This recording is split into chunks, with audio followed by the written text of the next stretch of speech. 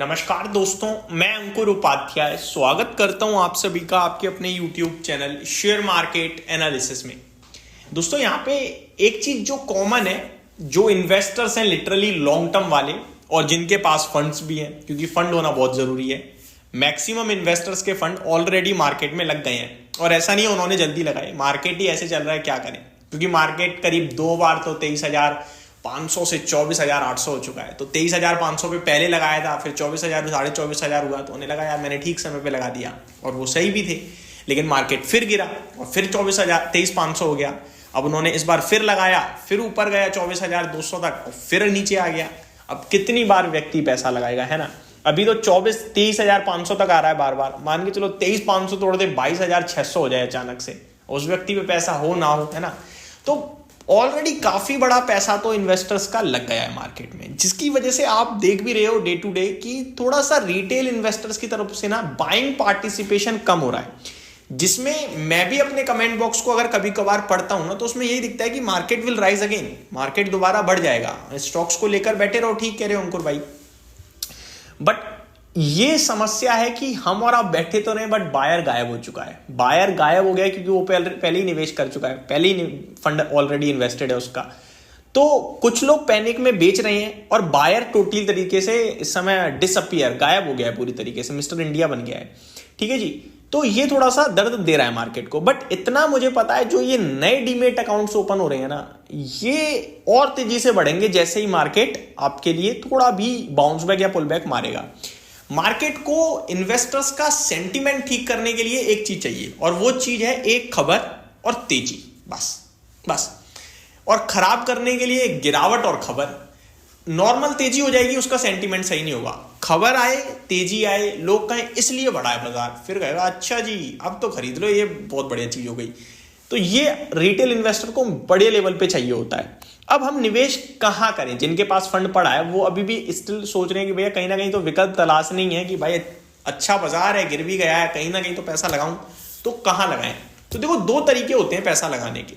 एक नॉर्मल तरीका होता है मेरी नजर में, सेफ्टी पॉइंट ऑफ व्यू से, भाई टॉप क्लास FMCG कंपनी ले ली, टॉप क्लास आपका सीमेंट ले लिया, टॉप क्लास बैंक ले ली, टॉप क्लास NBFC ले लिया। ये बड़ा सही तरीका है, इसमें आपको ज्यादा सोच विचार नहीं करना है। टॉप क्लास ले लिया, सब कुछ परफेक्ट, एकदम बैलेंस्ड है।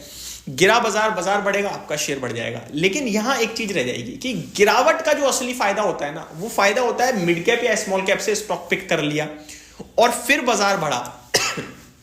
ये शेयर्स ना 30 25% के समथिंग चलते हैं, लेकिन रिस्क भी रहती है। अब ये तो है नहीं मैंने आज पैसा लगाया मिड कैप स्मॉल कैप में या स्मॉल कैप में, कल से ही बाजार चलने लगेगा, पता चले थोड़ा और बाजार गिरा है 20% और चला जाएगा। समझ रहे हो बात को? तो यहाँ ये रिस्क भी रहती है। तो एक चीज क्लियर है कि रिस्क इक्वल्स टू रिटर्न्स है। ठीक है जी। तो मैं सबसे पहले बोलना चाहूंगा, इनकेस आप थोड़े से डिफेंसिव टाइप प्लेयर हो मार्केट में, आप ज्यादा पुराने नहीं हो, आप नए आए हो, तो आपको दिग्गज कंपनियों पे ही फोकस करना है। सोचना ही नहीं है कि बड़ा पैसा मेरे को बनाना है, बड़ा पैसा अपने आप बन जाएगा लंबी अवधि में। आप टॉप क्लास कंपनी में रहो, सो दैट आपका कॉन्फिडेंस ना डगमगाए। शेयर बाजार में कॉन्फिडेंस की सबसे ज्यादा वैल्यू हो जाती है भाई, डिसिप्लिन के साथ, कि अगर मेरे पास कोई दिग्गज कंपनी है, गिरी है, तो मुझे पता है ये बाउंस बैक वापस रिकवरी करेगी ही करेगी, ऐसी कंपनी उठाओ टॉप क्लास। अब सीमेंट में अल्ट्राटेक सीमेंट ले लिया मैंने, कहीं नहीं जाने वाली कंपनी, कहीं नहीं जाने वाली। तो इस तरीके से आप अपने आप को मैनेज कीजिएगा। ठीक है। अब कहीं नहीं जाने से ये मत सोच रहे ना कल ले जाके ले लो, एग्जांपल दिया मैंने बस, और वो भी अभी तो हाइस पे ही चल रहा है, वो उसमें कोई करेक्शन ही नहीं हुई, तो मेरे भी हिम्मत नहीं होती बोलने की। बाकी मैंने बोला तो बहुत समय उसको, मैंने तो 5,000 पे भी बोला था आपके साथ, खुद भी खरीदा था, हालांकि बेच दिया था मैंने, आपको भी बोला था शॉर्ट टर्म वाले बुक कर सकते हो। तो ये केस है। ठीक है जी। ऐसी अब जो मार्केट में है पहले से लंबी अवधि से 3-5 साल देखा है उन्होंने देखा है गिरावट होती है, बढ़ता है, कॉन्फिडेंस है उनके अंदर, वो तलाशना शुरू करो अपॉर्चुनिटीज को। अब अपॉर्चुनिटी का मतलब ये नहीं है कि ऊपर से 70% क्रैश है ये ले लूंगा मैं, अरे ये तरीका नहीं होता शेयर ढूंढने का।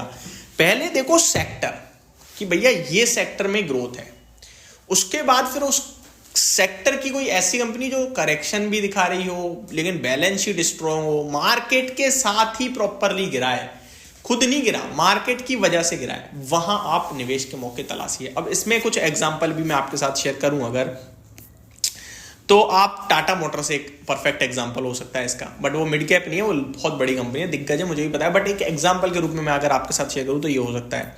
ठीक है जी। बाकी हम अगर मिड कैप में आए या फिर कुछ ऐसी कंपनियां जो टूट काफी गई हैं लेकिन कंपनियां अच्छी हैं, तो पीएसयू बैंक्स, लेकिन अभी उनमें प्रॉब्लम चल रही है स्टिल, तो अभी उतना हमें एग्रेसिवली वहां ध्यान नहीं देना चाहिए। इंफ्रा में देखो आप, अब इंफ्रा तो आपको भी पता है, मुझे भी बड़ा बढ़ रहा है। अब इंफ्रा में एक रोड टोल कलेक्शन वाली कंपनी आईआरबी इंफ्रा कंटिन्यू घट रही है, टेक्निकल चार्ट पैटर्न खराब हो रहे हैं। 57 के पीई पे थोड़ा बहुत और करेक्शन हो, 40 के पीई पे गलती से आ जाए शेयर, तो क्या बुरा है भाई 40 के पीई पे। 40 के पीई पे रोड टोल कलेक्शन तो चलता ही रहेगा भैया, रोड बन ही रहे हैं, बढ़ता ही जा रहा है। तो मेरे को लगता है ये अगर गलती से शेयर मिल जाए आपको किसी अराउंड 40-42 किसी करेक्शन में, और भाई ये स्मॉल कैप कंपनियां कितना भी टूट सकती हैं, हालांकि ये तो मिड कैप में है, स्मॉल कैप होने में ज्यादा समय नहीं बचा है वैसे, बट ये इस तरीके के स्टॉक्स को पिक करके रखो वॉच लिस्ट में। ठीक है, ऐसे रिसर्च करो, किसी दिन मार्केट में मिल जाए मौका तो सीधे अटैक करो इन पे खरीदने के लिए। अब ये जो स्टॉक मार्केट सवाली कंपनियां है जिसमें आपका एंजल वन आता है, शेयर मोतीलाल ओसवाल आता है, आपका कैम्स आता है, ये टूट रहे हैं, इन पे आप लंबी अवधि के लिए नजर बनाओ, वॉच लिस्ट बनाओ कि मैं इस समय इसको ले लूंगा इस तरीके से। तो ये मेरी तरफ से आपके लिए वीडियो थी, उम्मीद करता हूँ ये जानकारी आपको पसंद आई होगी। Thank you so much for watching this video, have a great day guys.